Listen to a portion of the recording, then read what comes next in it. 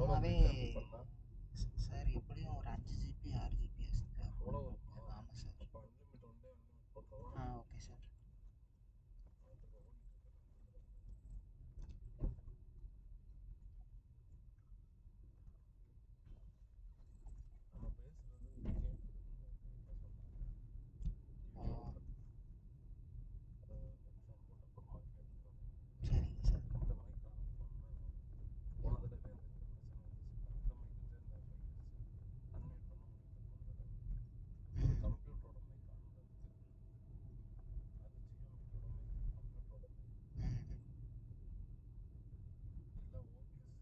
எங்கே போட்டிருக்கு பாருங்கள் sir, currently use OBS.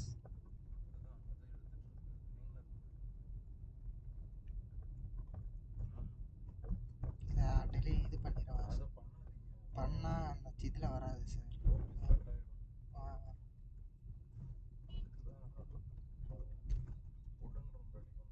Sir OBS எதுக்கு சார் கட் ஆகுது?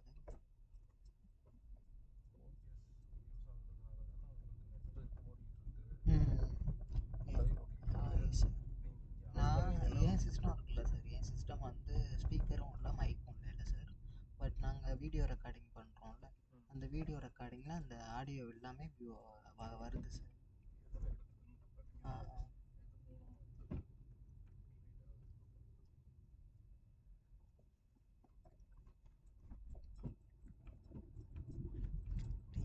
TN Kavitha ma'am, Sumitra ma'am பண்ணிட்டாங்க. சார் சார்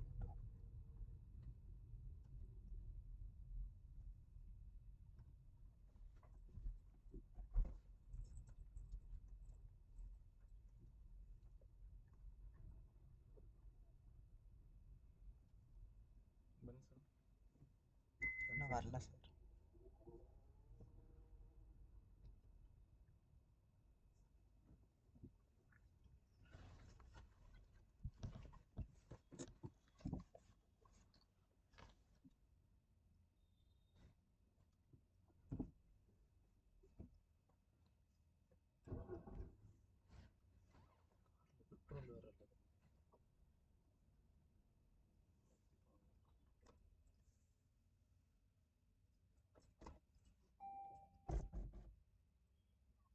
இதான் சார் பி ஃபினாமினல், அதுதான் சார்.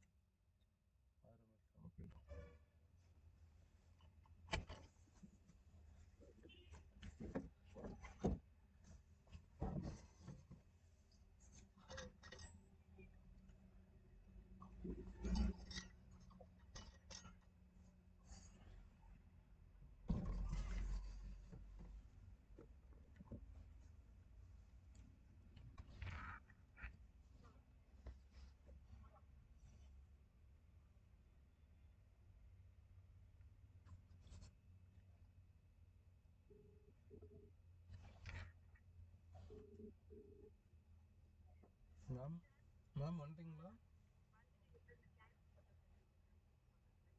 நான் இங்கே நம்ம பார்க்கிங்கில் முன்னாடி இருப்போம், நம்ம பிடிக்கு ஆப்போசிட்டில். தெரியல மேம், நான் இந்த லைவ் போயிட்டுருக்கு, எனக்கு சிஸ்டமில் வச்சு லைவ் போட்டுட்ருக்கோம், ப்ரோக்ராம் ஓடிட்டுருக்கு. நம்ம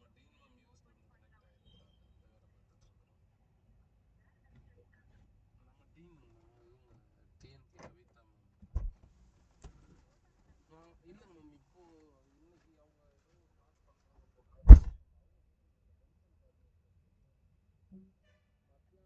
கனெக்ட் ஆகிருக்கிறாங்க, அந்த வேலை பார்த்துட்ருக்குறோம். நம்ம டீம் இவங்க DNB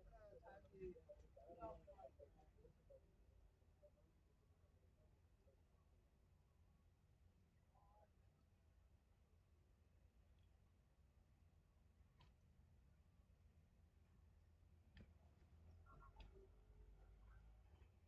start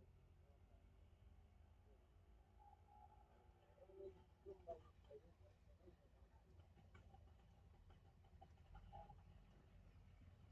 program.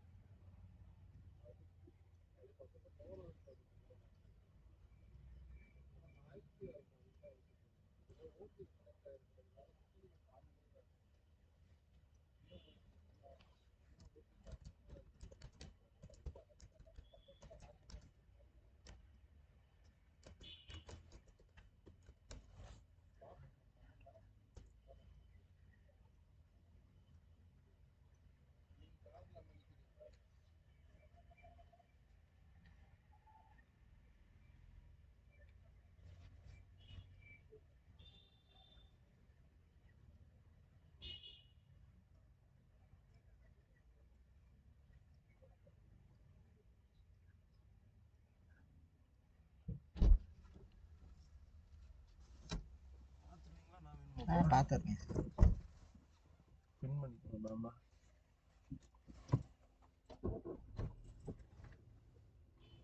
Hello ma'am, pension sir இன்னும் வந்து வரல மேம். Yes ma'am.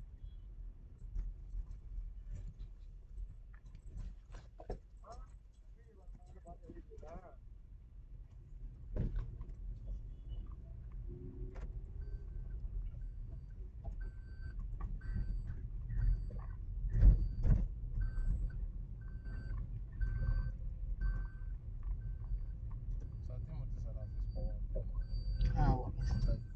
சரிங்க sir.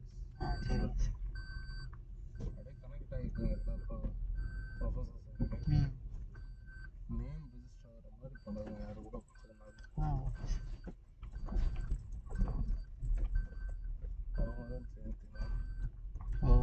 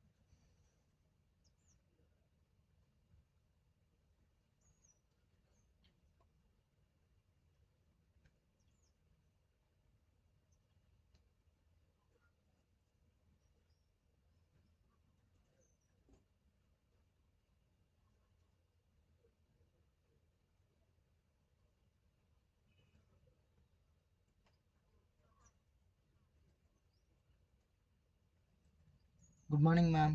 Good morning ma'am. Good morning, Raja. Good morning. Good morning, Satish sir.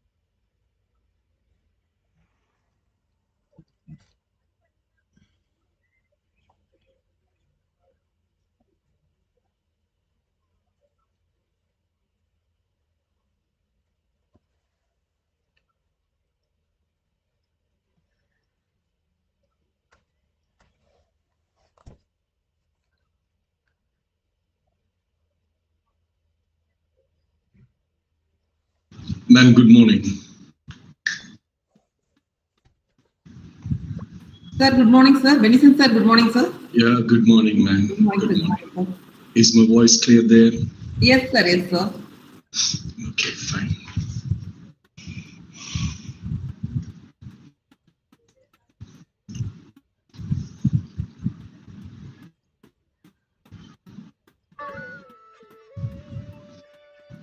Ma'am, how to share from my side? Sir, I asked the person to share the slides, sir, if you are comfortable. Or shall I ask him to guide, sir? Hello.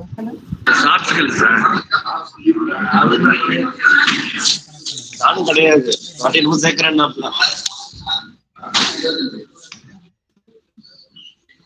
Sir, Beneson அது sir, ஒரு 3 நாள் வரும் ma'am. sir, Beneson sir, actually the technical person is doing the job with the... நீங்க இதுல அந்த கிளாஸ்ல தானே இருக்கீங்க. Then okay, fine.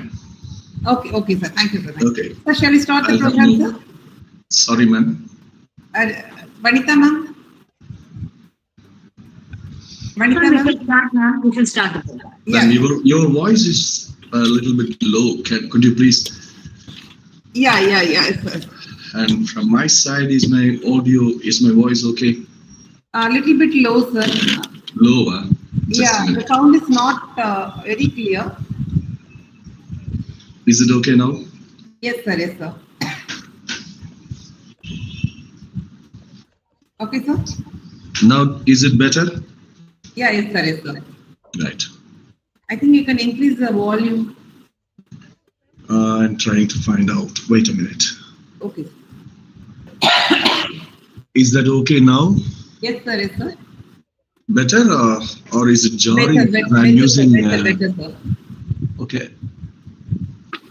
I'm using sound card so it may go off. Is that okay now? Yes, sir. Fine. Okay. Yeah, very good morning to all. We start the 5th day of the faculty development program, Empowering Educators Through Educational Ethics, Revisiting the Values, with the quote from Albert Camus: "A man without ethics is a wild beast loosed upon this world." So this ethics, I think it can even tame a wild beast. Now I welcome Professor T.N.K. Kavita ma'am, Assistant Professor, Department of English, Dean of Academic Affairs, Saurashtra College, Madurai, to introduce today's guest of honor, Dr. Beneson Thilagar Christadoss, Associate Professor, St. John's College, Thirunelveli. Welcome, ma'am. Thank you, Sumitra, ma'am. Am I audible, ma'am? Yes, ma'am. It's very clear. Oh, okay. Let me begin. A very warm, pleasant, and wonderful morning to all the eminent professors and academicians who have gathered on this online platform.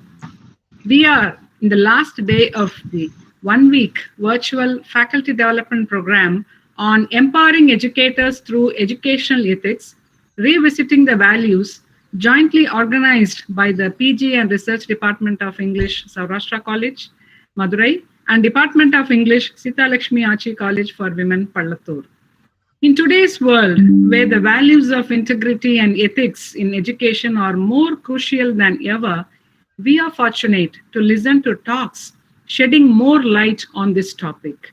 Today, in the first session, we have amongst us Dr. B. Beneson Thilagar Christadoss, Associate Professor and Head, Department of English, St. John's College, Thirunelveli, who is going to deliver his talk on the topic, Be Phenomenal.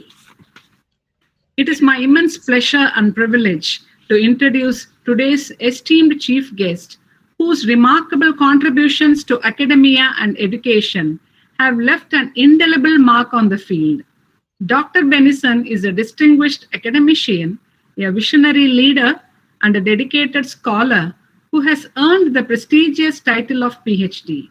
With a profound commitment to advancing knowledge, he has not only excelled in his own research endeavors, but has also nurtured a generation of scholars, having successfully guided numerous students to achieve their doctoral degrees.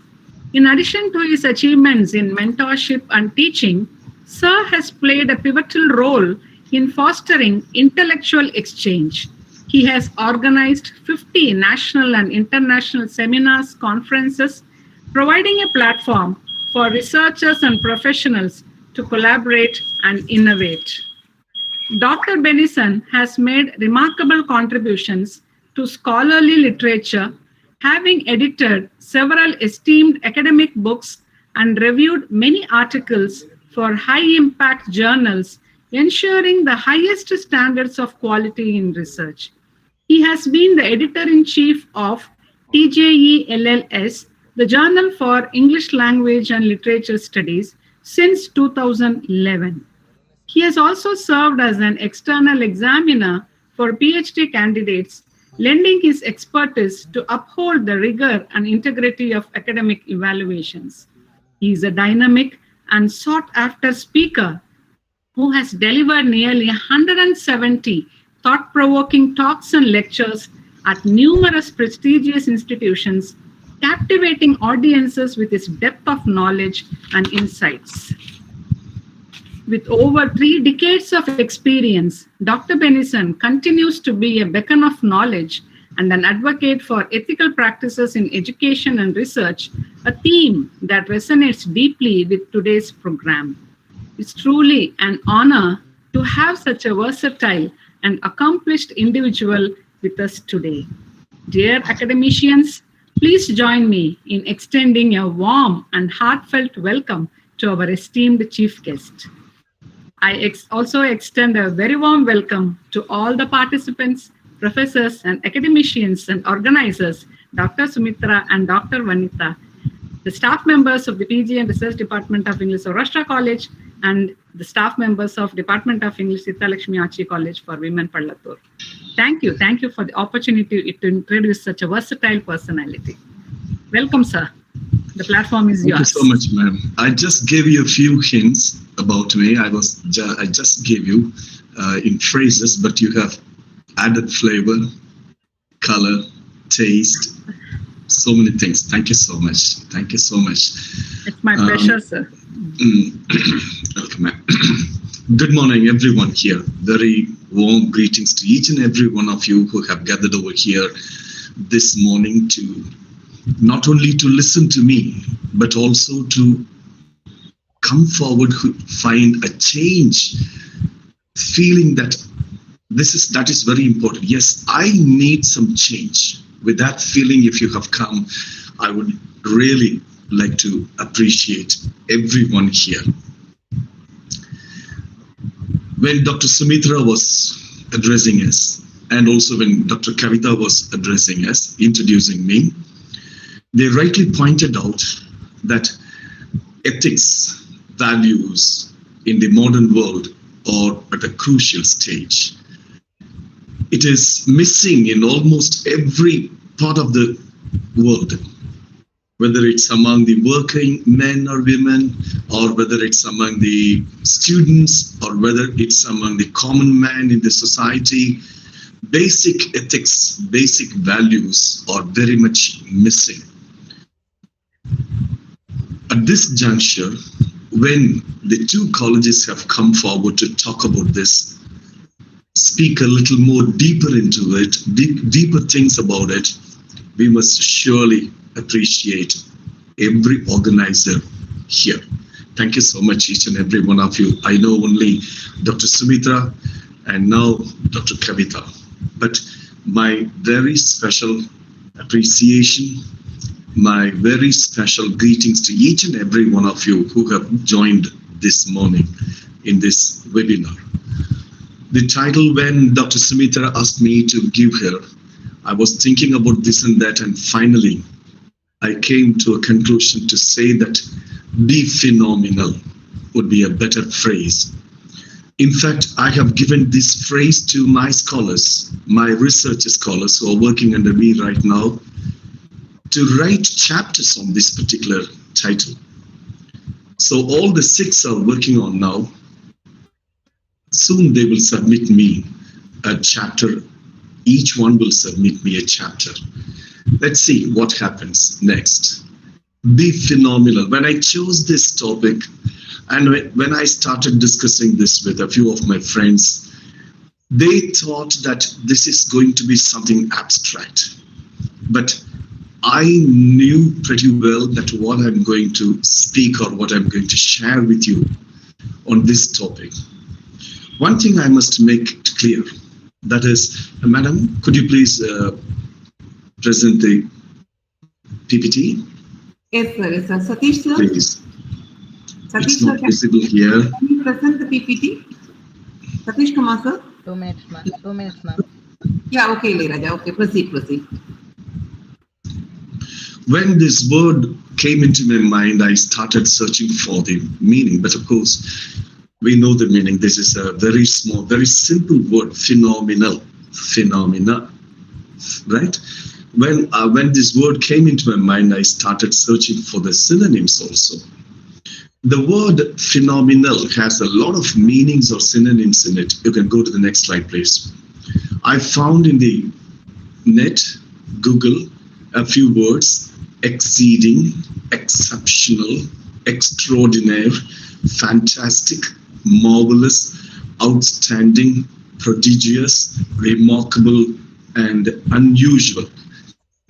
When I looked up a few dictionaries in my home, I came to understand that there are a few more things which are to be talked about, which could go go hand in hand with the word phenomenal.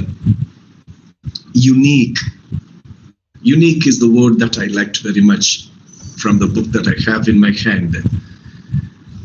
So these words, when we think about these words, exceeding, exceedingly, exceptional, I just want to ask you a question. The same question will be asked later on also. Whom do you consider that in your vision, or in your understanding, that somebody is phenomenal? Oh, he's extraordinary. He's fantastic. He's marvelous in teaching, in presenting, in talking, in moving with the people. Outstanding. Oh my God. Look at these words. Who would you consider as somebody is phenomenal in all aspects? This word can be applied in all the fields of our life, all the aspects. It could be spiritual, it could be physical, it could be intellectual, it could be psychological, it could be academic, what not else. This is a word which is applicable everywhere. And this has a very powerful role to play in us. We are not just teachers here somewhere. We are not just a citizen. We are not just citizens of some college or some world or somewhere. Everything is countable. That is a beautiful verse in the Bible. We are called to do certain things which others cannot do. We are unique in the sight of God. We are unique in the sight of everybody. And we are expected to do things which are exceptionally good, extraordinary, fantastic, marvelous, and all the other words you just read and understand. So I was quite amazed to see the meanings there. And I came back to the title. Go to the next slide, please, sir. The title, Empowering Educators Through Educational Ethics, Revisiting the Values. I must really appreciate the bold venture, the bold decision that the departments have taken now. Empowering the educators, right? Empowering, giving strength. To whom? To the educators. What do you mean by education? Education is teaching somebody and receiving something from somebody. Educating. Educators, the persons who are doing, giving and taking from somebody intellectually, academically, and all the other things. Through educational ethics. Does this mean that the ethics are missing nowadays? Does this mean that we have lost the good old ethics that we had in those days as teachers, as citizens of the world, as parents? Now, revisiting the values. What does it mean? Revisiting the values. Does this phrase mean that we have lost the values and we are revisiting them? If you want me to answer these questions, I would boldly say, yes. Yes. I need not explain this. When you ask a senior person, he or she would say, oh, gone are the days when we looked at our teachers as demigods. Gone are the days when we looked at our teachers as our own mentors, real mentors. Gone are the days when we looked at our own teachers as real parents. Gone are the days when we wanted to have some teachers as our models. But these are the days. Well, what is the answer now? These are the days, these are the days, these are the days. You can fill it up. So empowering educators through educational ethics. Look at the word educational. That is a difference between an educated man and a learned man. And there is a difference between these two and a common man. Education teaches us a refinement, brings in us refinement. Education brings in us maturity. Education brings in us real transformations toward betterment. Education brings in us a real constructive change in our personal lives. Ethics are none other than some rules and regulations. Now we are revisiting the values. See, I have served as the placement cell officer for 9 long years by the grace of God. When the motivational speakers come and teach the students the basic things, I used to question myself, why these ladies and gentlemen are teaching these things, which are found to be very basic needs in a person, in a student's life. Why should they come? I came to a conclusion that just because the parents and the teachers have failed to teach all those basic things, now the students are forced to sit under a roof and somebody is coming and teaching them the basic ethics, the basic etiquette, the basic manners, the basic values. Now you can understand where I'm standing now. I don't find fault with every staff member, every teacher, but where are the teachers now who want to show themselves as the models, the good models, the real models for the coming generation?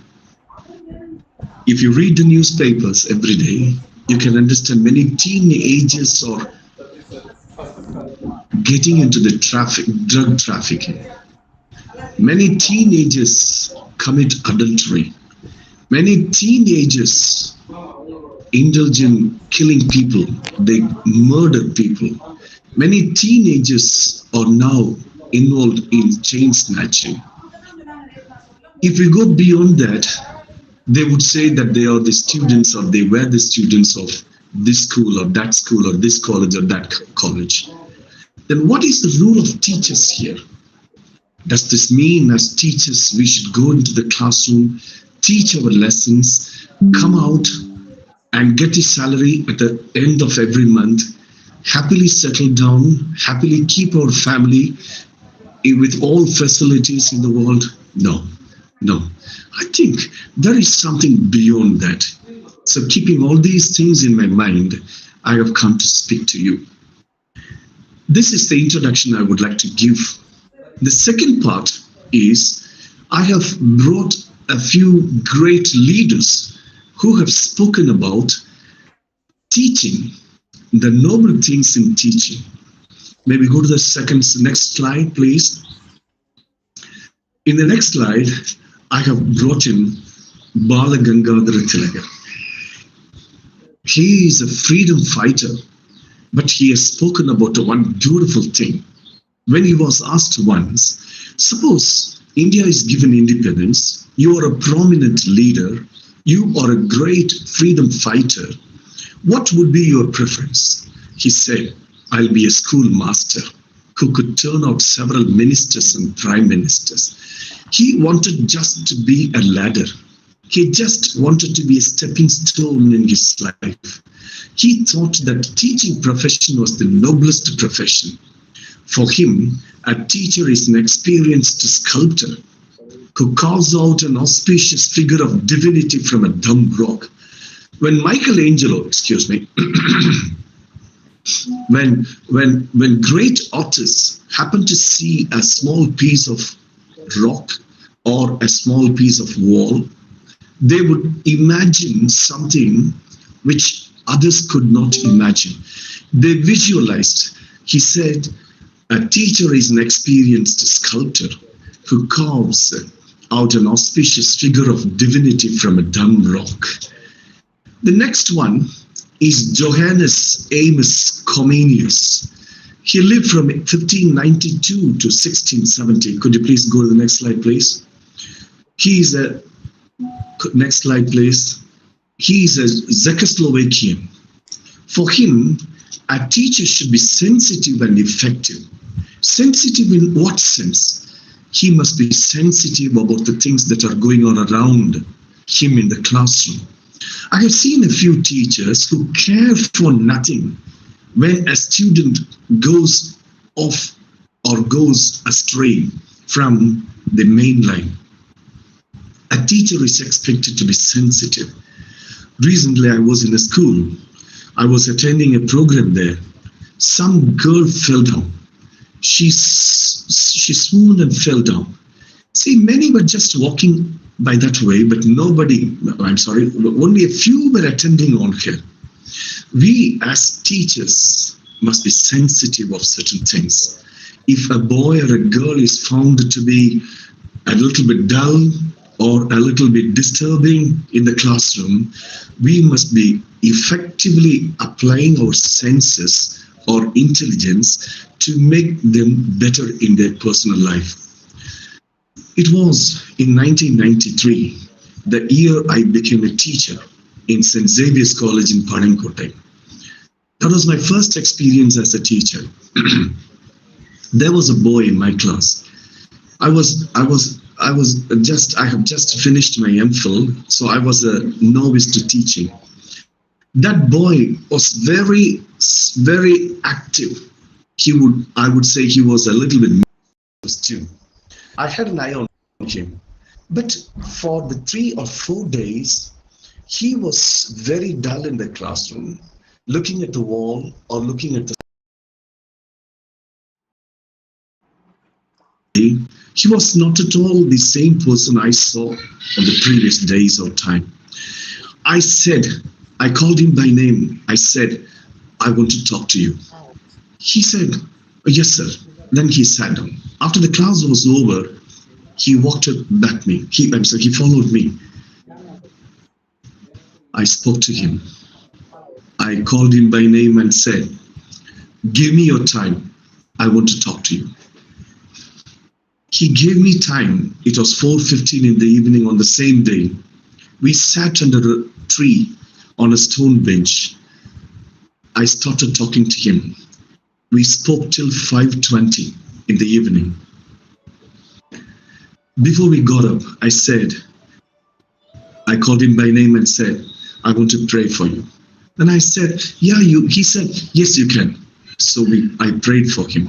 See, folding our hands, we both were standing like this in this position. I said amen, but he did not say amen. He was a Roman Catholic boy. I opened my eyes and saw his face. Tears were rolling down. Just imagine a teenager. I asked him, why? He said, sir, I wanted to commit suicide today. Look at the way he came out with his problem. He was talking to me, but he did not. He told me the problem, but he did not tell me the decision that he has taken. He said, sir, good, you have spoken to me this evening. So we must be sensitive about certain things.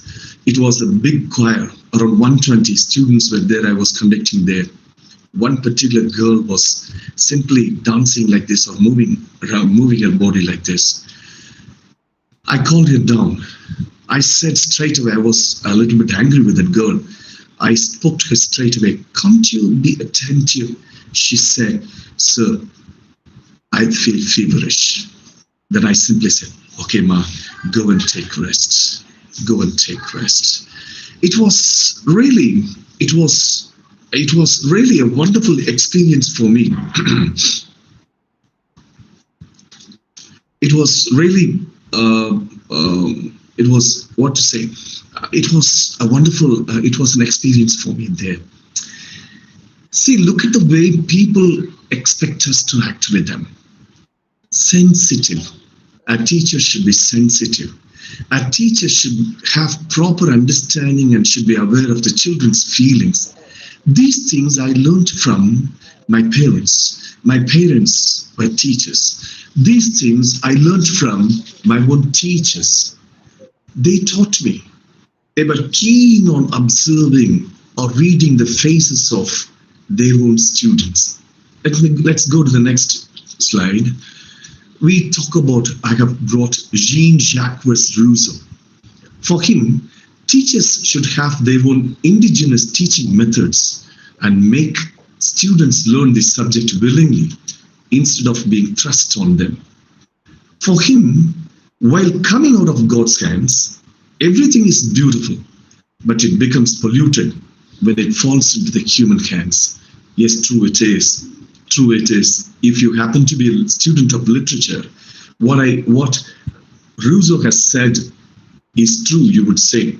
In Oliver Twist, we can see what happens to the little boy.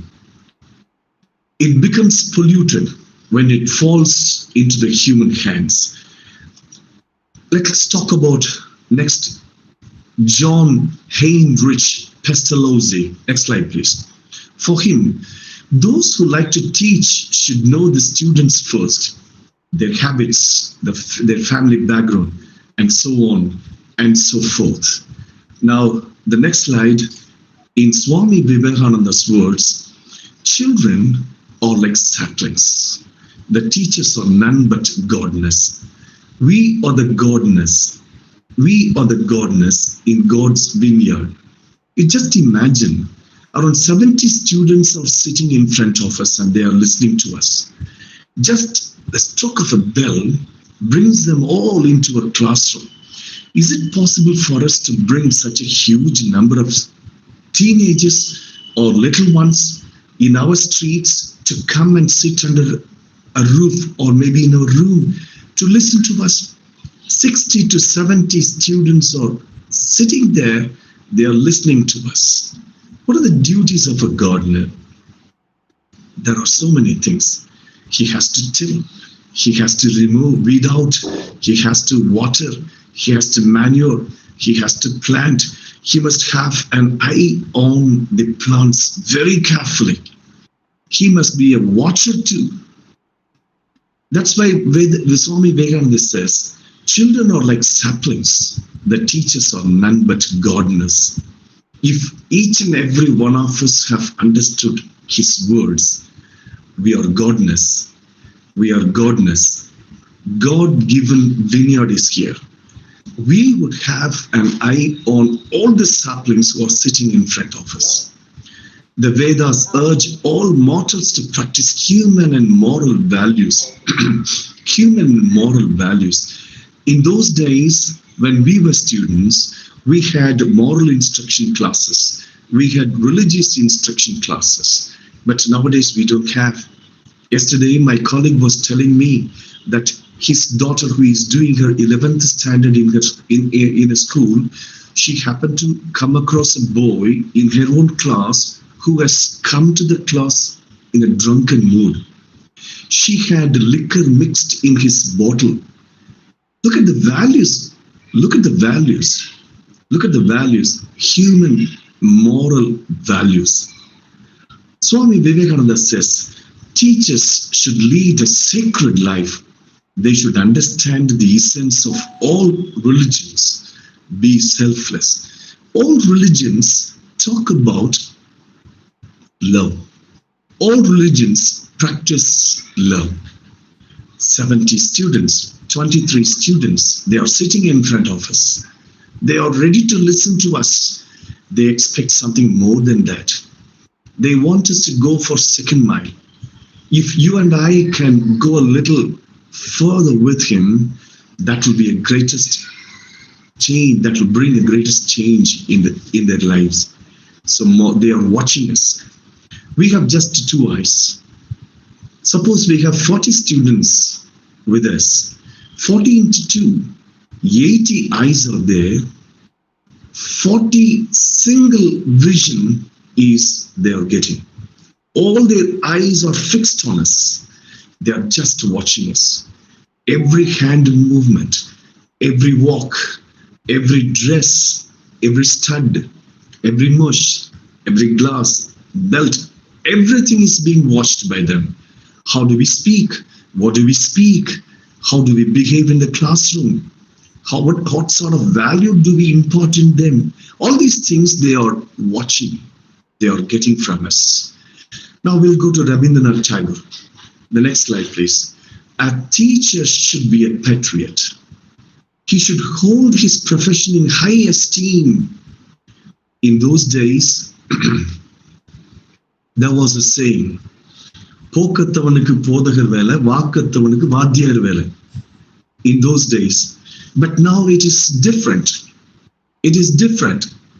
Teaching profession is the noblest profession. But I'm sorry to say that teachers are not, in some places, paid properly. They are not given due respect in their profession. It doesn't mean that teachers should give up their moral values. It doesn't mean that teachers should not care for their morality.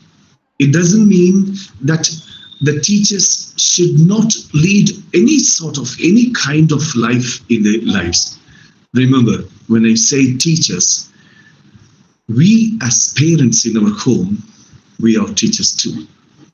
We are teachers too. Yes, I do agree. But at the same time, for the students, their class teachers are more than their parents. For my children, when they were little ones, for them, their teachers were more than anything. Even they were more valuable for them than their parents. Teaching profession is such a noble thing. It does the role of everything. A teacher is expected to be a doctor. A teacher is expected to be a comforter. A teacher is expected to be a real taskmaster. A teacher is expected to be a real caretaker. So many roles a teacher has to play. Are we playing those roles? If you and I can play that role, phenomenal in the sight of our own students. What has Gandhi said? Next slide, please. Education should give man sufficient strength to face all life situations. Next slide, please, sir. Education should give man sufficient strength to face all life situations. What does it mean? Many teachers stop with teaching their lessons alone. Could you please, sir, Dr. Satish Kumar, could you please move on to the next slide? Many teachers are so keen on teaching their lessons alone. And at the same time, of course, I understand in many schools or colleges, the management is also so particular that the teachers should cover their portions. But there is something beyond that, ladies and gentlemen, beyond that teaching fraternity here. Yes, nowadays students are in the advanced level than even their own teachers. They learn things from Google. They learn things from the other books. They learn things from discussion. But in a teaching profession, a teacher is expected to teach a student to face the situations that a student might face in his life. That's why Gandhi has said education should give man sufficient strength to face all the problem. He would ever remember that. She would ever remember that. After 10 years, after 15 years, he would come and tell, or she would come and tell, sir, you spoke to me on that day. You taught me this. That has really changed. You see, it was in 1993 I spoke to that boy. After that, he asked me a question. Sir, may I call you my Annan? I simply hugged him and said, yeah, come on, my friend. Till now, he is my Thambi. I am his Annan. Situations will teach a lot to us. When we face a problem, that problem will sometimes panic us.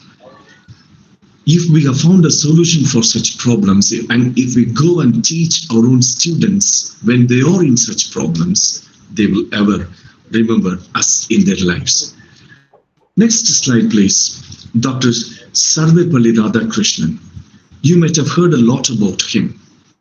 The students, instead of having horses to drag him, they kept him in on a chariot.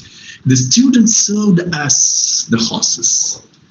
Look at the phrase he has used, self-disciplined. Education makes a man self-disciplined. That's why I told you there is a difference between an educated man and a learned person. I don't say educated and uneducated. Learned is different from an educated. Education makes a man self-disciplined. When we come to Sri Aurobindo, he says, new education should enhance the efficiency of an individual. It should give maturity of mind. Do we do that? Yes, you and I may say that we are concentrating more on the syllabus. If I don't finish or cover my syllabus, my head of the department would ask me. My principal would ask me. My secretary would ask me. Yes, it is true. But at the same time, if you and I can impart in the minds of the children, I'm using the word children for the first time for the students. If you and I can impart something very valuable, some hope in the minds of our own children, that will be a very great achievement in our life. We'll move on to the next slide. This is Jiddu Krishnamurti. An ideal teacher for him is the one who is a student forever. An ideal teacher for him will be friendly with the students. No arrogant scene will be created in the classroom. An ideal teacher should adore profession. See, this is one of the things which is not at all permitted. Some teachers, they say, hey, I have become a teacher just to. What is that just to? I am a teacher. It is the Kalatin Kodume. What is this? Remember, my friends, a teacher can create. A teacher can make things. We should admire ourselves as teachers. We should appreciate our own profession. A teacher, according to Jiddu Krishnaswamy, must have self-discipline. A teacher must bring out creative ability in students. A teacher must give no place for communal differences. A teacher must bring or should work for universal fraternity. These are the things expected by our own person, Jiddu Krishnamurti. He was our contemporary. Look at this, a student forever. Many teachers have ceased to read. I understand that many teachers do not read even their prescribed texts. They go to the classroom after reading Wikipedia. They go to the classroom after listening to one lecture in the YouTube. They go to the classroom with some prepared notes. They might have prepared it when they were students. But teaching profession is something different. Dr. Balasubramanian, he was a resource person here 3 days ago. My professor, my mentor, my teacher, my guide in my PhD research work. He used to tell, he would tear off the old notes and he would read every text. And he used to tell me, I read almost every prescribed text, not only the text that have been given to me, but I read more than that. See, that is the kind of attitude that we should have towards our profession. We must be students. We must keep our eyes and ears all the time open. When we travel even, we learn a lot of things. How many of us do read the newspapers every day? I'm sorry, my colleagues, dear colleagues, respected colleagues. If You and I do not read the newspapers every day. A standard newspaper, I would say. Let me underline this, a standard newspaper, maybe in English or maybe in Tamil. If you and I do not read newspapers, I'm sorry, we don't deserve to call ourselves as students of our own subjects. Because every day I belong to the literature department, I get a lot of information regarding literature. I get a lot of things to learn from the sentences written there, new constructions, new phrases in all the fields, chemistry, physics, botany, zoology. In all the fields, we get information from the newspapers. Let's move on to the next slide. Look at this. Dr. APJ Abdul Kalam has said that education is man-made, but it is the responsibility of teachers to make people not only literates, but also evolved human beings. I'm sorry again, I'm sorry to tell you that we don't have moral instruction classes. We don't have religious instruction classes in the colleges. Even now in the schools, the classes have been scrapped. In those days, we had such things. They taught us so many things. During the prayer time, at Thirukural, a couplet was read and something was said based on that Thirukural. So many things, so many literary pieces are there. I was studying in a school. In that school, during the prayer time, it is of course a Christian school. During the prayer time, they read from all the scriptures. Look at the way they taught us the spiritual values. Beautifully, Dr. Abdul Kalam has said, it is the responsibility of teachers to make people not only literates, but also evolved human beings. From the ancient rishis to the present UNESCO is spending billions of dollars to make the whole world educated, to make the whole world filled with good human beings. For them, teaching is a great profession. Teachers bring real transformation of society. Teaching will bring real transformation in a society. Let's move on to the next slide. Professor Hoffman has said, people who opted for teaching profession should observe certain rules of conduct. See, look at the word conduct. Conduct certificate, we say. It is not an ordinary certificate. People who opted for teaching profession should observe certain rules of conduct. I don't want to mention any negative things here. What sort of life are we presenting before our students? Teachers, the second problem that we have is teachers with no training in teaching practices caused irreparable damage to the generation of students, he believed. Hoffman felt that teachers with no training in teaching practices. I would like to record here, I would request the managements here to give teaching practice, train the newly recruited teachers, some course for 15 days, for 10 days. Very recently, I was invited by the management of the St. Xavier's College. They conducted a 14-day program. They spent more than 4 lakhs. They invited people from different parts of this country. They spent a lot of time in teaching, in molding the teachers in their profession. So this is very important. Teachers with no training in teaching practices will cause irreparable damage, to the generations of students. Let's move on to the next slide. Let's come back to the title, Big Phenomena. Till now, I have given you 2 things. One is, I have explained to you why this title. Number two, what great people have spoken about teachers, about teaching, about students together. Let me ask you this very simple question.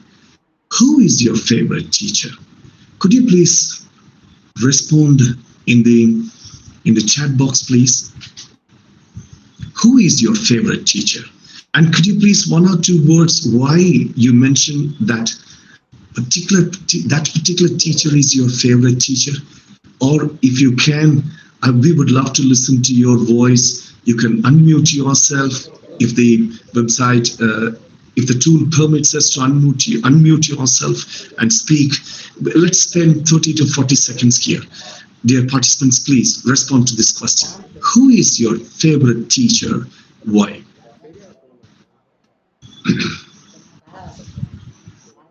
Yes, please, Madam Priya.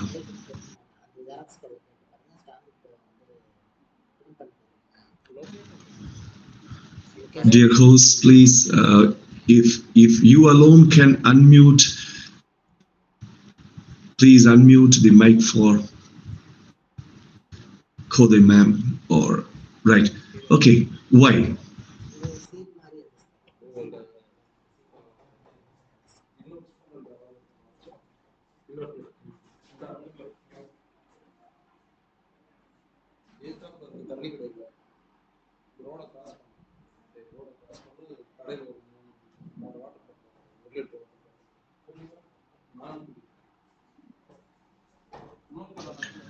Friends, it's time for you to respond to my question.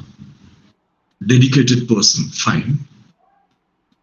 You can unmute yourself. Dr. Golda was on the other day, the day before yesterday, she was telling us, she was talking about the ethical values and everything. And she was telling us that sometimes we attend the program, keeping the phone somewhere, but we indulge in cooking, traveling, reading some other book or something like that. Is that going on? Come on, please unmute yourself and speak, or come to the chat box. Meena Logini ma'am has said that her ideal teacher, favorite teacher is Madam Godey, because she is a dedicated person. Oh, Dr. Anuradha, Madam Anuradha has said it is Saraswati boy, madam. Fine. Yes, why? We will be happy if you can unmute yourself, or if Mrs. Chitra. Okay. Priya ma'am has said it is Mrs. Chitra. Fine. Dr. Rajaram Pandian has said he's a versatile genius. He's the master of phonetics and criticism. And he's friendly towards the students. Wonderful. Thank you so much, sir. Prabhu sir has said, Dr. RP. Is Dr. RP from Madurai? Our history teacher, Priya ma'am has said about her history teacher. She's the first teacher for, no. Oh, here, Madam Anuradha has said she's the first teacher for girls' education. Okay, thank you so much for your response. Fine, fine, thank you so much. What are the words that came into your mind? Dr. Jayalakshmi has mentioned that it is Anuradha ma'am. Thank you, ma'am. Prabhu sir, thank you, sir. See, what are the words that came into your mind? Dedication, sincere, so many other things, right? Why you liked her? Why you liked him? She or he might have spoken to you. You have considered him or her as the favorite teacher. That is the reason. That is how we can become phenomenal with somebody. Come to the next slide, please. Phenomenality is possible only if. Could you please read from there? Okay, Dr. Sukha Joshua ma'am from, I think she's from LDC. Preetha also from LDC. Thank you, Dr. SP Sharanya. Thank you so much, ma'am. How is it possible for us to get the being phenomenal, or how to get the phenomenality?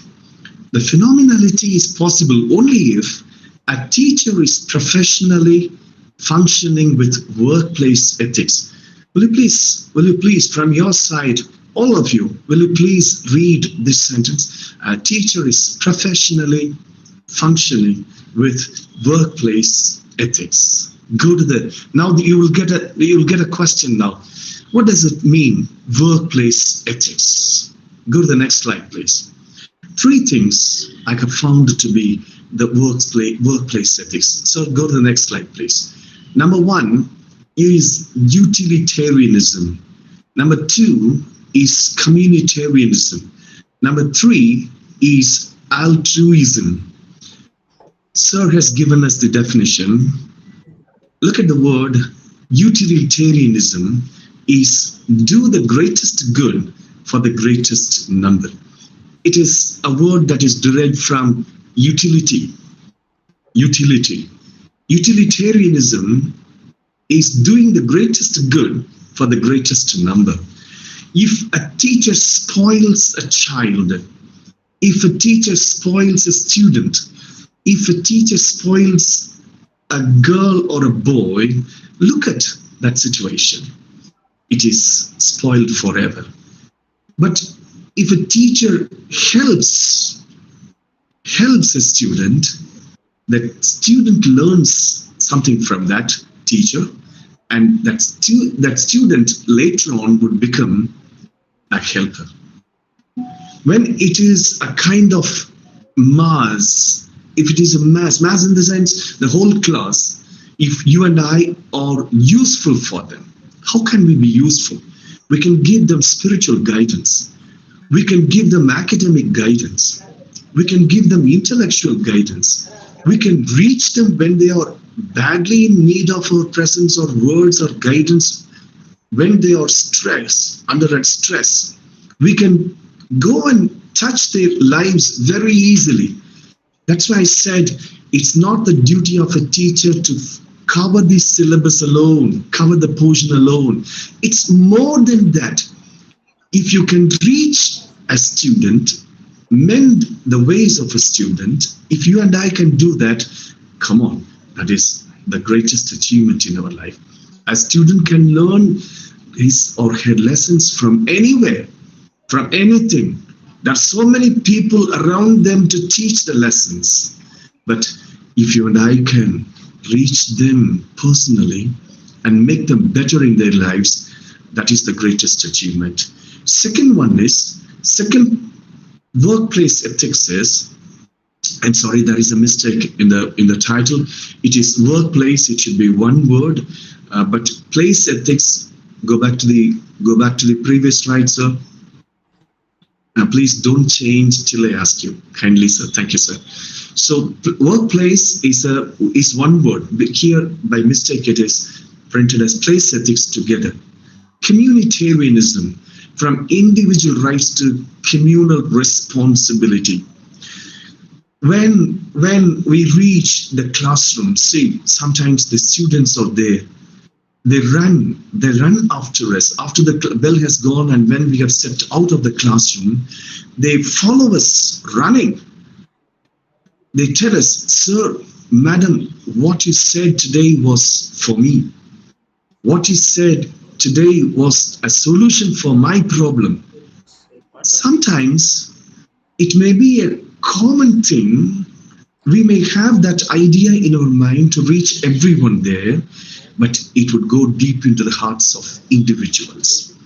Altruism is concern for others. There are so many students in our classroom. I don't know how many of you have felt it. There are so many students in our classroom who skip their breakfast or who skip their lunch just because they don't have money or they don't have opportunities to have them. I was 2 years ago or 2 or 3 years ago, I was invited to the Saurashtra College for Women as a resource person. I was talking to the teachers there how the teachers could be useful for the students and also to the campus.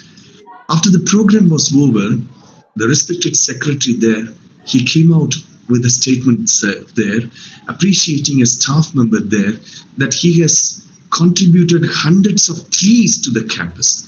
Trees. I said in my talk that teachers can plant at least one fruit-bearing tree. Yeah, There are so many, right? Jackfruit can be there, mango trees are there, so many trees, so many fruits bearing trees are there. We can plant them on the campuses. Then I said that we can motivate the students to plant fruits bearing trees for their birthdays on the campus. I did this 3 years ago. There was an outgoing student set. I motivated them to contribute. They planted. They contributed a fruit bearing tree. Each one contributed. Last month, a boy came. He came and met me. I just asked him, "Hey, how are you?" All these formalities were over, and I asked him, "Why? What has brought you over here to the campus again?" I asked him. He said, "Sir, I wanted to see my tree." Look at the way he responded. "I wanted to see my tree." What I used to tell my students is, you plant a tree now, after 10 years you bring your children, after 30 years you bring your grandchildren, they'll be very happy to touch the tree, talk to the tree, climb up the tree. They'll be very happy to pluck the fruits from there. Look at the way a teacher can bring changes. Maybe this is utilitarianism, you can call it. In some way we are useful to the campus. In some way we are useful to the students or individuals. Maybe it could be communitarianism, you can call that. From individual rights, I have a right to plant a tree there. Good for the greatest number. Maybe you may call it an altruism. I have a special concern for others. See, we are paid well. Many teachers here or in the aided stream. We can help the needy students. I'm sure that many of you will be paying the fees for the students. You will be helping the students to to meet out their medical expenses. In the workplace ethics, these are the basic 3 things that are expected from a teacher. We'll move on to the next slide. If workplace ethics is maintained, we'll move on to the next slide, please. One will be a brand. What do you mean by a brand? Samsung is a brand. No, not this one, the previous one, please. What do you mean by a brand? We have many brands. If you enter into Vasanth & Co, or if you enter into Auris or any other home appliances shops, so many will be standing there to receive us. They'll be receiving us and they'll be interacting with us. So what do you want to buy, sir? What do you need, sir? We may say that we need a washing machine. We may need a fridge, or we may need this and that. But they would drag us on to the place where they are available. They would talk to us about a particular brand. We will have some other brand in our mind. They'll try to convince us with his or her field a brand. So when students think about us, in the chat you have mentioned that they motivated me. Sir has said that they see there are a few feedbacks there. In the chat box, Sir has said that he's a versatile genius, master of phonetics and criticism. Oh, see, they are known for their subjects. They are known for their area of interest or area of expertise. So when you and I could reach the students based on these 3 things, being utilitarian, being a communitarian, and being an altruian, we can very easily reach our students, and they will be followers of each and every one of us. When it comes to the part of this utilitarianism, next slide please. The spirit of utilitarianism does the greatest good for the greatest number that we have already seen.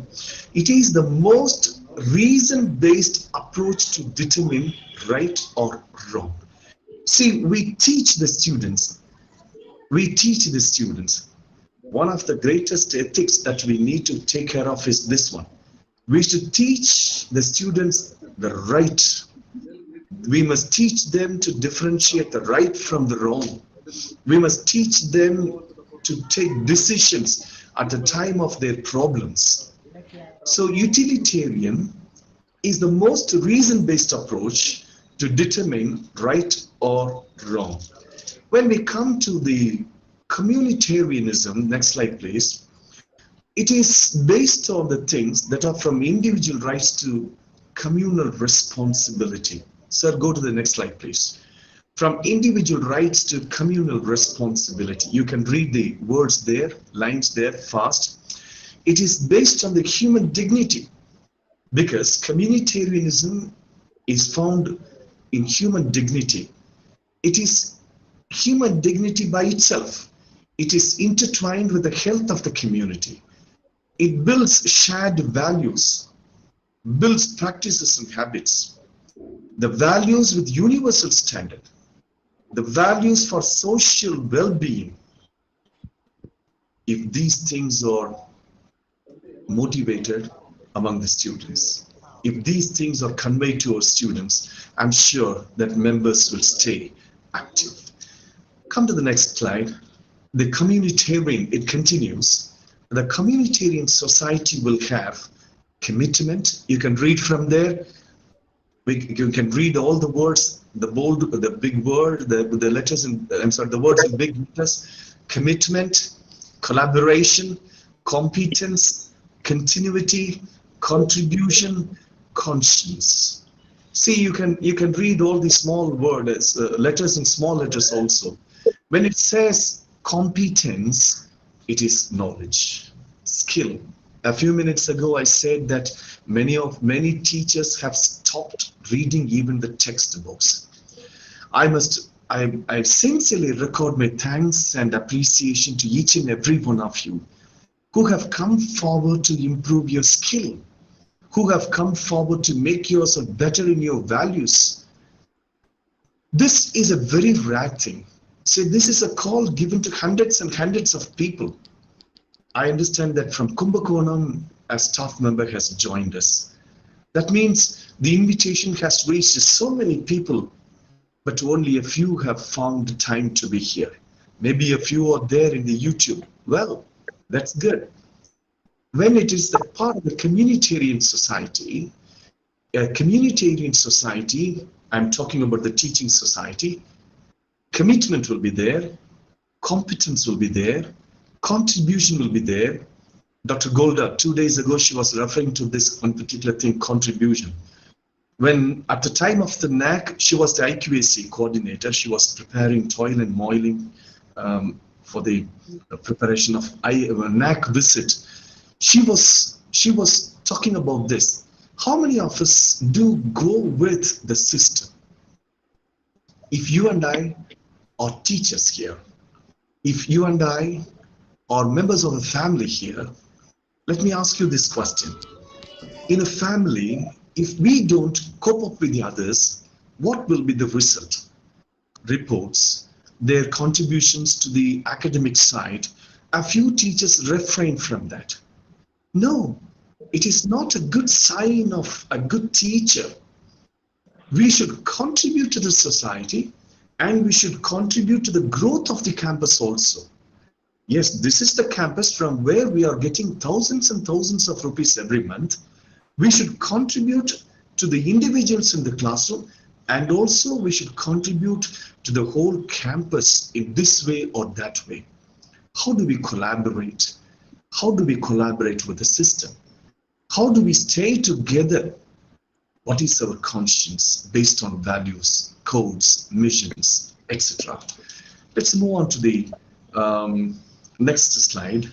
A communitarian society is based on I can do what you cannot do, I cannot do what you can do, but we can do what we want to do. We can do what we want to do. That is community. That is community. Common. We can do. A synergy. It is a synergy.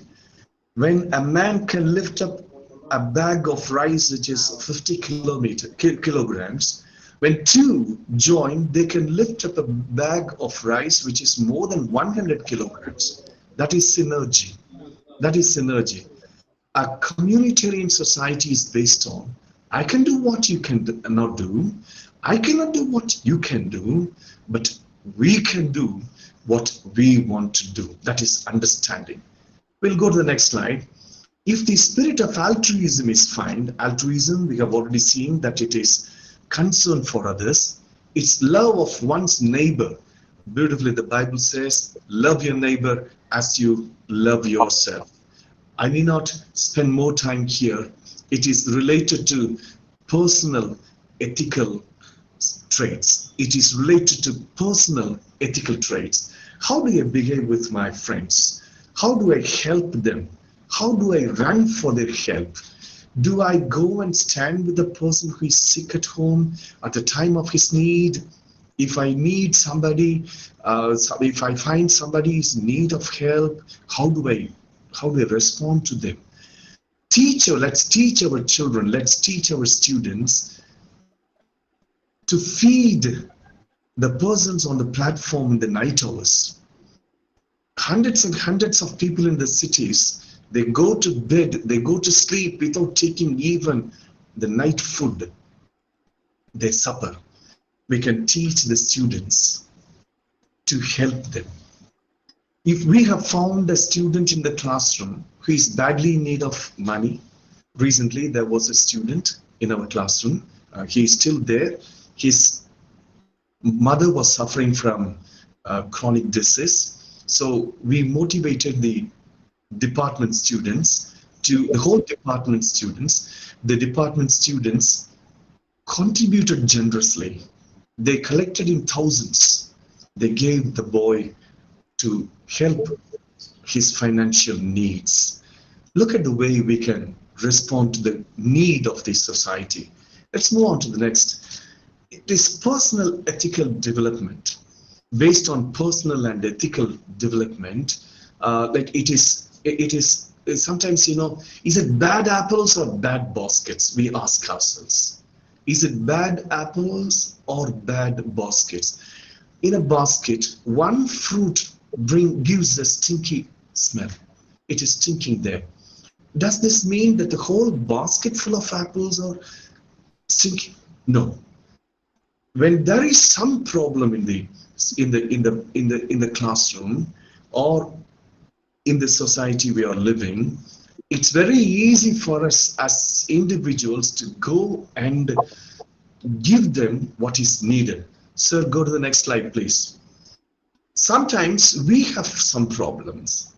We have some problems which we may not understand. Read the last 4 lines. Let's acknowledge the darkest side. That is realization. Dr. Golda was referring to this. Retrospection, introspection. These 2 words she was using. Let's introspect ourselves. Why do I lack what? What do I need to develop in me?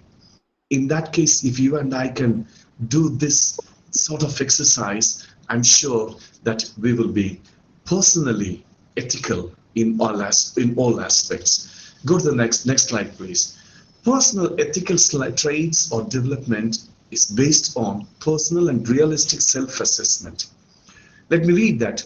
One's decisions and the way one follows them will demonstrate the positive moral traits or qualities referred to as virtues. Virtues are deep-rooted dispositions, habits, skills, or traits of character that incline persons to perceive, feel, and act ethically right and sensitive ways. Let me read the last phrase. Virtues are something which make us act ethically right and in the sensitive ways. One of the greatest leaders said, a teacher is expected to be sensitive in the classroom. He must know how to read the faces of his children, understand the physical, not only the physical, the mental agony, mental problem a student might be going on. So the personal ethics, ethical traits or development is based on our own decisions. Let's go to the next slide. Let's live in the present for the future. You can understand very easily the next few lines. 50 years from now, no one will remember what I wore, which bungalow I stayed, which car I drove, or which club I went to. All that matters will be those positive changes I made in others and the lives of people. All that matters will be those positive changes I made in others and the lives of people.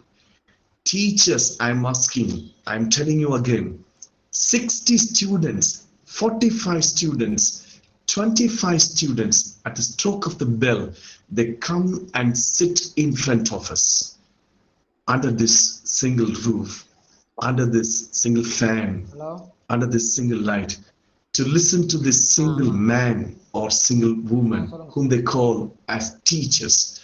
If you and I are ethically good, ethically sensitive, ethically matured, I'm sure that we can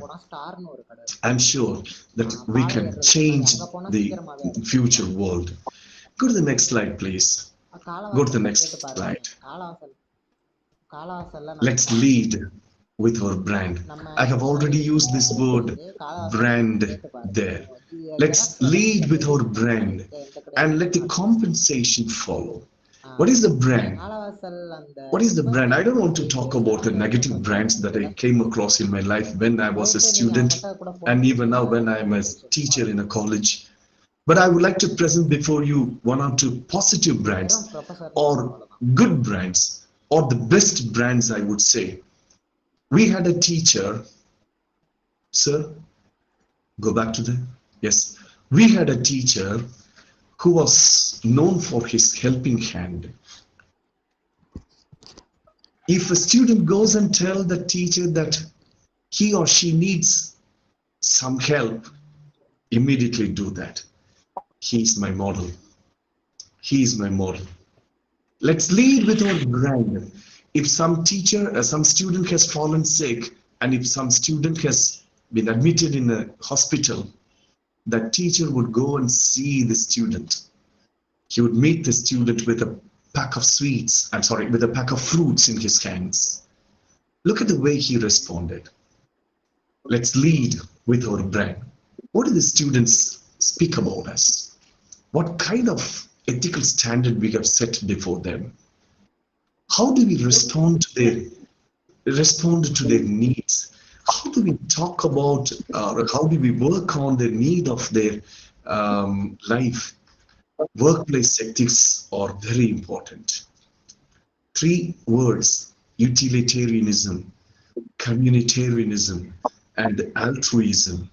Let's lead with our brand and let the compensation follow. I have only a few more slides to go. Please, when I read the next slide, please listen to me. Maybe, yes, the letters may be very small in your text, on your screen. Let me read that. I have taken this from the book of Proverbs in the Bible.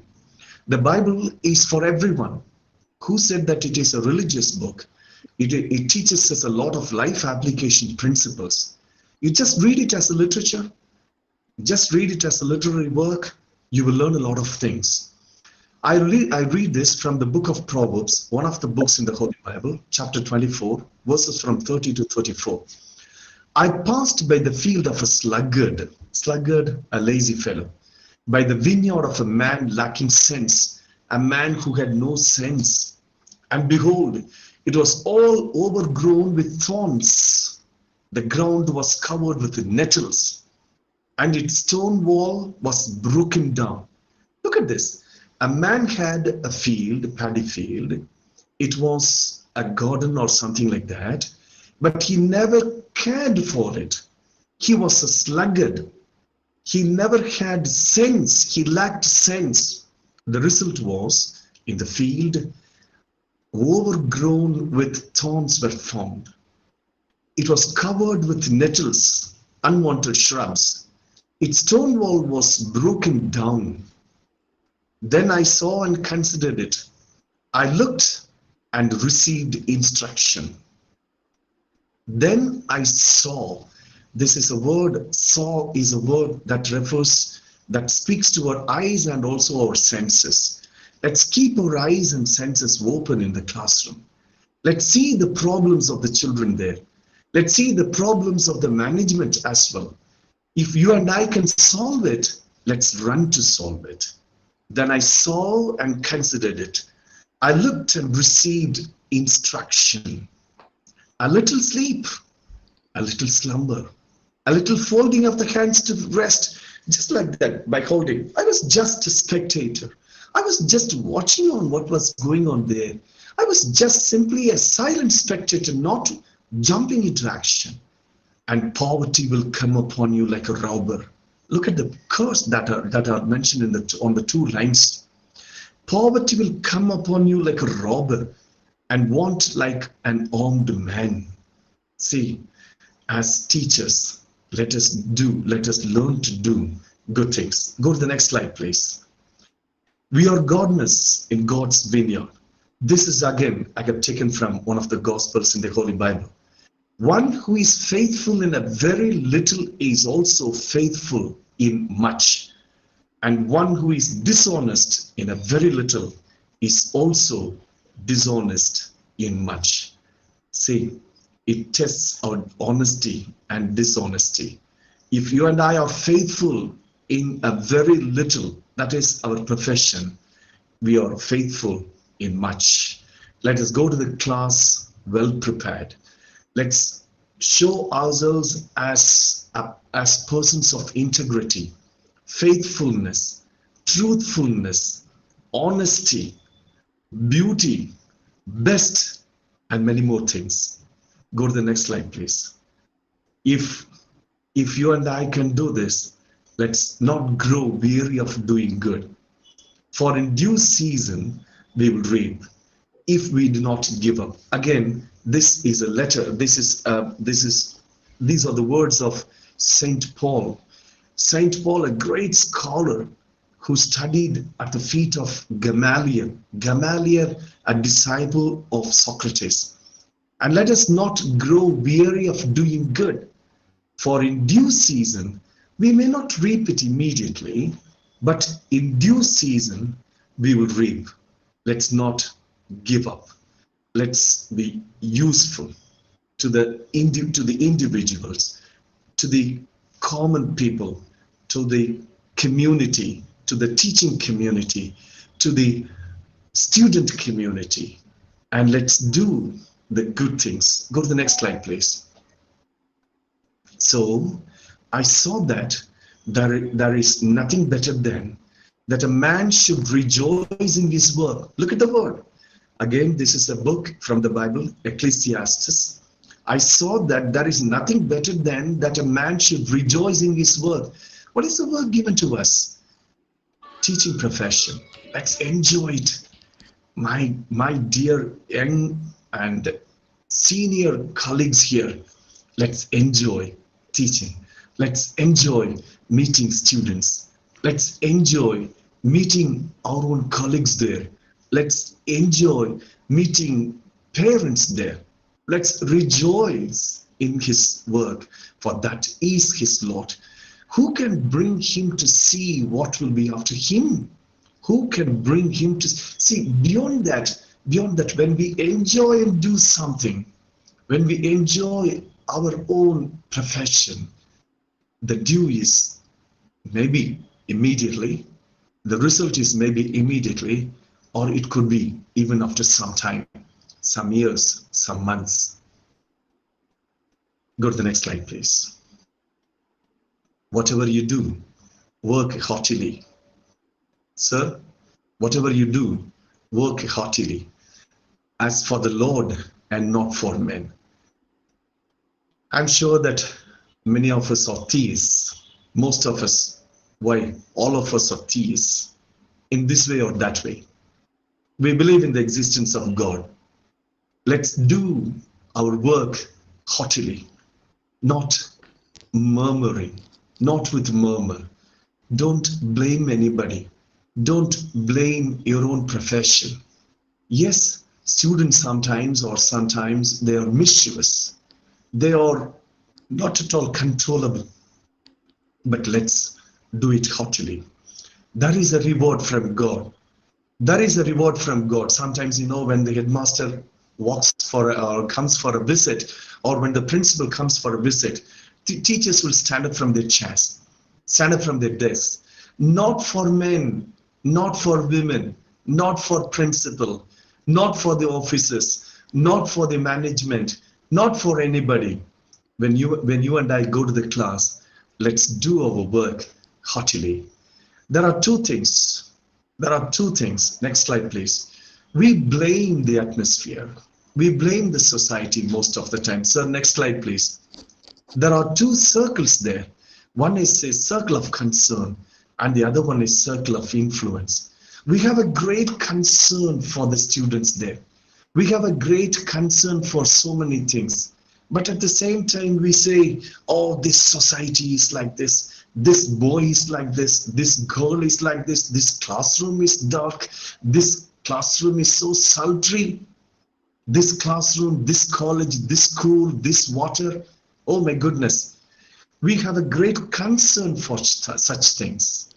But at the same time, we can influence people. We can influence. There was a boy in my classroom. I was told that he was using ganja in his evening hours. One of the students came and spoke to me about this. One evening, I brought that boy out. After the class was over, I started speaking to him. I spoke to him for days. I spoke to him for hours. I must honestly say that he gave up using ganja. We have a concern for students.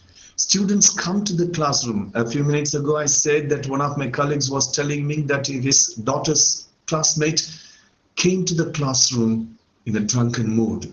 He had liquor mixed with water in his water bottle.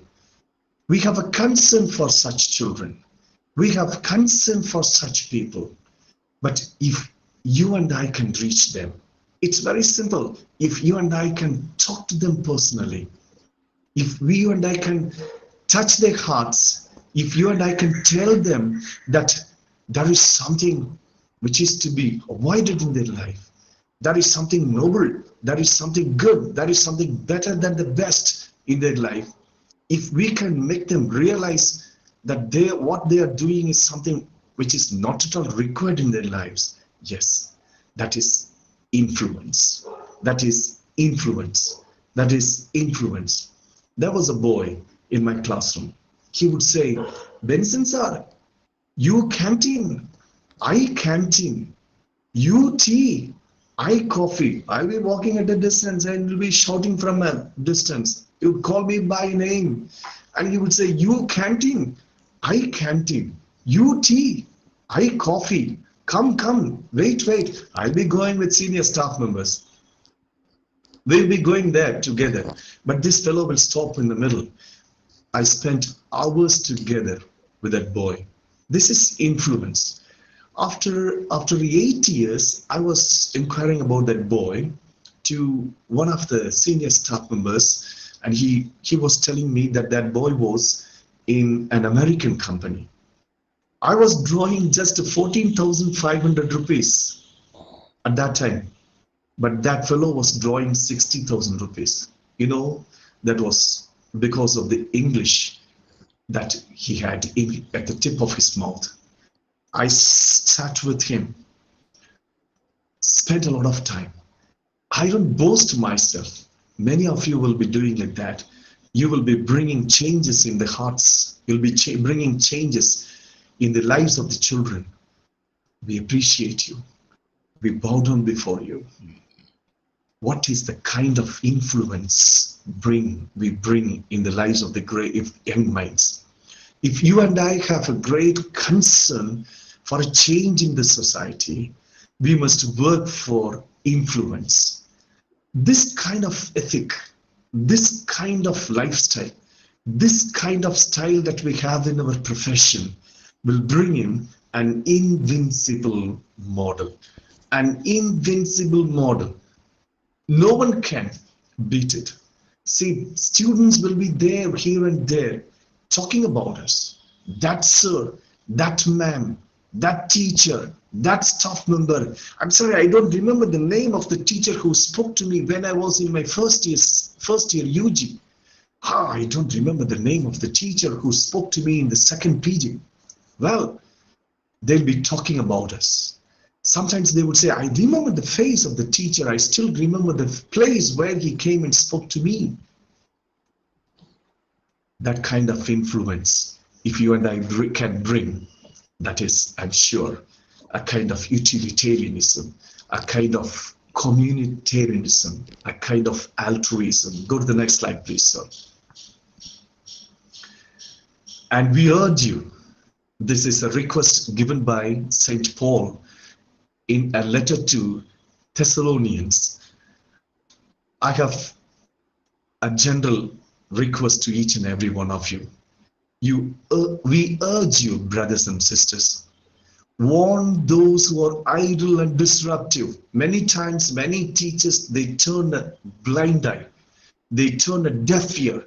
They become deaf on seeing the children, on seeing the students who are mischievous, who need some counseling, who need some guidance, who need some influence. So this is a simple request placed by St. Paul. I have quoted here, brothers and sisters, we urge you, warn those who are idle and disruptive, encourage the disheartened. If you happen to come across a student who is broken in his classroom, broken just because of his or her family background. In many families, parents drink, parents destroy their families. Encourage the disheartened, help the weak, be patient with everyone. Be patient with everyone. Go to the next slide, please. Let's be shepherds.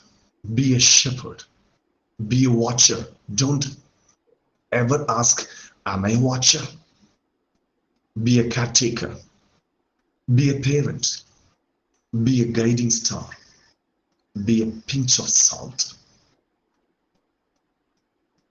Jesus said that you are the salt. Jesus said that you are the light of the world. You are the salt of the world. And let us be models. Models that ought to be remembered forever by the students. Models that ought to be followed forever by the students. Models that ought to be kept as icons in the lives of the young minds forever. Models to be mentioned on and off. Sometimes we say, that teacher used to pronounce this word like this. That teacher taught me photosynthesis like this. See, we talk about them. He or she may not be alive, but we keep them as our model. We keep somebody as our model for dressing. We keep somebody as our model for speaking. Models. Let us be models for the young minds. The young minds are going after the act. They are going after the politicians. They are going after the leaders, those who call themselves as the leaders who belong to one particular caste. They go after the fanatics, maybe religious fanatics, communal fanatics, whatever it could be. Let us be good models. Let us be unique. Let us be extraordinary. Let us be excessive. Let us be appreciable. Let us be admirable. Let us be the real, sometimes deities. We need to be models for them. Oh, he is my model. He is my first model. One day where I was asking my student to pay something for something in the classroom, I don't remember what it was. He opened his purse. He had the picture of an actor in his purse. I asked him, where is your mom's picture, photo? Where is your father's photo? he was not able to answer me. If the students can keep us in their mind and in their hearts as our models, I'm sure that we have reached the purpose of being teachers in our lives. I'm sure young and the senior professors here who have joined this morning, you would have got something at least to make yourselves as phenomenal in your life. Let us be phenomenal. Let us be phenomenal. Let people keep us in their minds forever. Let the lips and the tongue talk about us when in our absence, at home, at family. Let them, sometimes our students will name their children after our names. If you and I can reach that level, that is the greatest achievement in our life. So I urge you, my colleagues, let us be phenomenal in our lives. Thank you so much for being with me this morning. God bless you all. Go to the next slide, please, sir.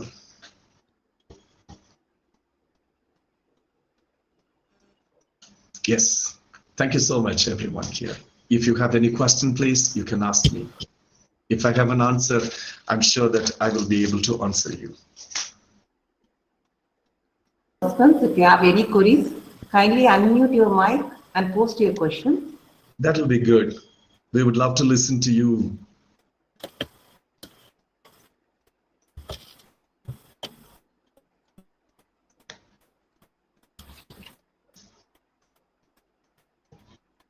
No question?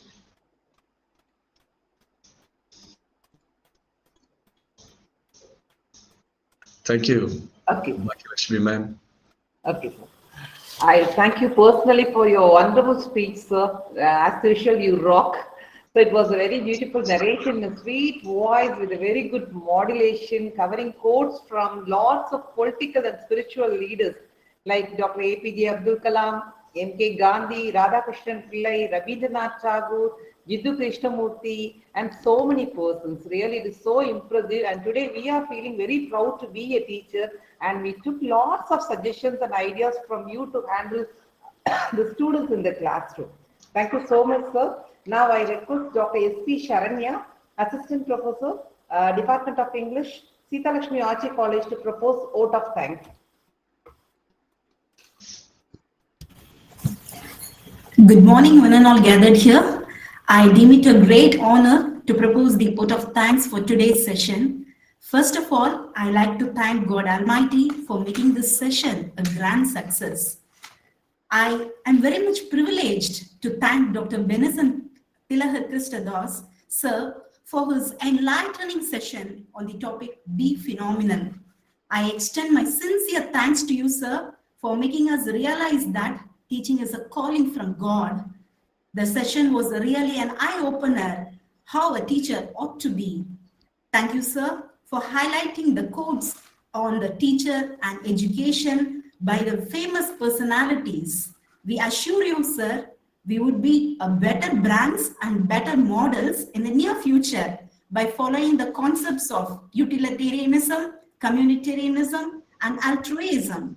We would be really empathetic and extend a circle of concern and a circle of influence, and finally be an inconvincible model for the students and the society, sir. Thank you for the given opportunity.